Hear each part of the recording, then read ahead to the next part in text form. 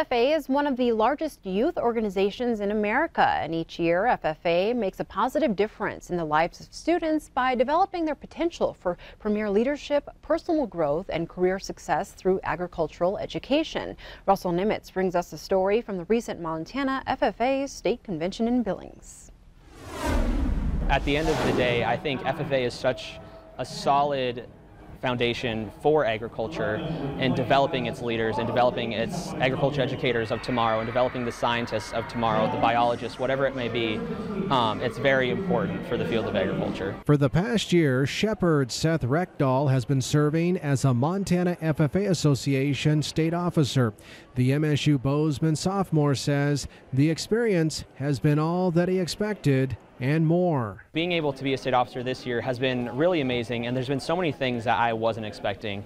I knew that there would be growth out of this, but never did I think that I will learn so much about myself, and who I am, how I lead, and really how much I love FFA and agriculture. Today, over 650,000 young men and women nationwide share Seth's passion for FFA.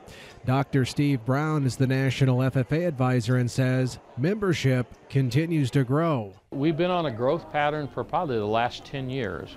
I believe truly that students as well as parents, those are recognizing the value and importance of agriculture to our economy and to our nation. And so therefore we see an increase of students interested in the agriculture industry. But despite continued growth nationwide, a real challenge in the near future could be a shortage of agricultural teachers. That influx of more students also means that we need more teachers, and more schools are looking at saying we want to have an agriculture education program in an FFA chapter. Montana currently has 94 FFA chapters statewide.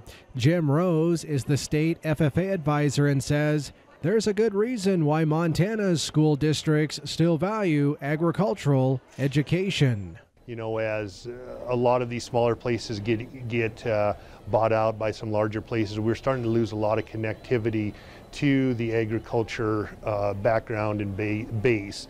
And so I think a lot of those grandparents and parents are putting a lot of pressure on the local school districts to, hey, let's at least, if we can't get them on, keep them on ranches, let's provide some education for those kids. Young people seeking careers in ag education agree. I think FFA has really expanded my knowledge of agriculture, how important it is, and why we need good agriculture education teachers to continue that tradition of strong leaders in the agricultural industry. In Billings, I'm Russell Nimitz reporting, MTN News. Russell tells us to learn more about FFA or about becoming an agricultural teacher, visit ffa.org.